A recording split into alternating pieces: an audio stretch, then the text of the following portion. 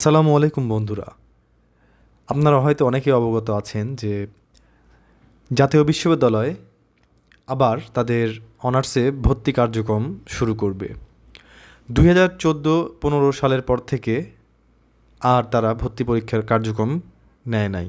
তারা just SSC এবং এইচএসসির রেজাল্টের ভিত্তিতেই বিভিন্ন কলেজে তারা ভর্তি নিত।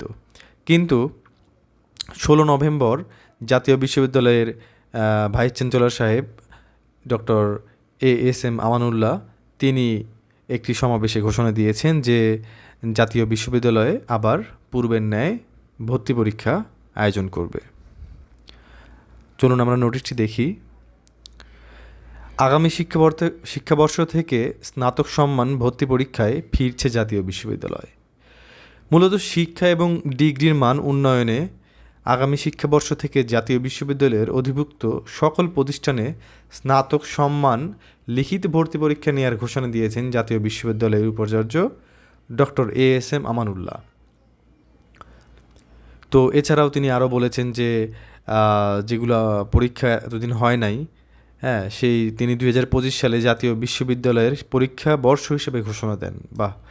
এবং এ প্রসঙ্গে তিনি উল্লেখ করেন যে এই দ্রুত গতিতে থেমে থাকা পরীক্ষাগুলো আয়োজন করছে, তাতে আগামী বছরের নভেম্বর-ডিসেম্বরে সেশন জট প্রায় 80% নিয়ন্ত্রণে চলে আসবে। তো এই সিদ্ধান্তটা আসলে অনেক ভালো। আর আমরা জাতীয় বিশ্ববিদ্যালয়ের এই ভর্তি পরীক্ষার আয়োজন করলে মূলত প্রকৃত মেধাবীরা প্রকৃত ভালো কলেজে সুযোগ পাবে। সো এই ডিসিশনটা অনেক বেস্ট। আর আজকে এই ভিডিও বানাতেই 2022 সালের অনার্স চতুর্থ বর্ষের পরীক্ষার ফলাফল আপনারা দেখতে পাচ্ছেন নোটিশে দিয়ে দিয়েছে।